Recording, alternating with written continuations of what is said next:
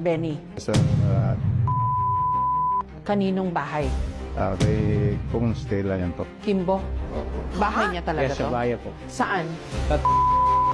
Sinubukan din namin kuna ng panig si dating Marikina Congresswoman Stella Kimbo, lalo pat isa sa mga larawang isinumite ng mga dating Marino, buhat di umano sa bahay ni Kimbo, kung saan idineliver din ang male-maletang mga pera.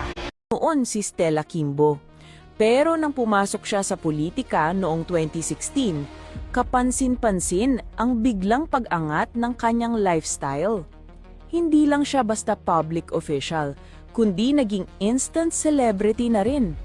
Paano ba naman? Agaw pansin ng mga mamahaling bag, sapatos at relo na madalas nakikitang suot niya sa kongreso.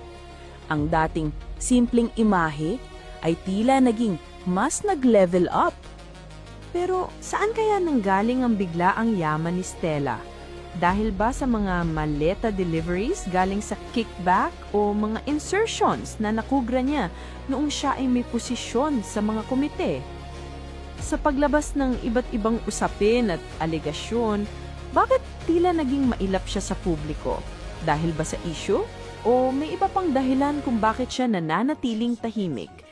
Baka naman kasi guilty. Dahil alam nyo naman kapag nagsalita ang magnanakaw, ay kasunod na ang kasinungalingan. Pilipinas. Papansin, may hinahanap ba kayo na isang kontrabida sa mga Duterte? Tapos biglang nung nagkaroon or nung nababalitaan nating magsasagawa ng rally, etong Iglesia ni Cristo ay biglang nawala sa palabas. Hindi kaya siya yung politikong hinakot na yung mga anak pa ibang bansa. Bola ko. Takot yan. Kung kilala nyo to, alam ko rin na busit kayo dito. Busit kayo dito sa ano na to, sa taong to.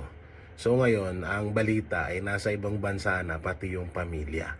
Tapos, ang malala pa nito, yung mga ari-arian nitong politikong to sa Pilipinas ay pinagbebenta na.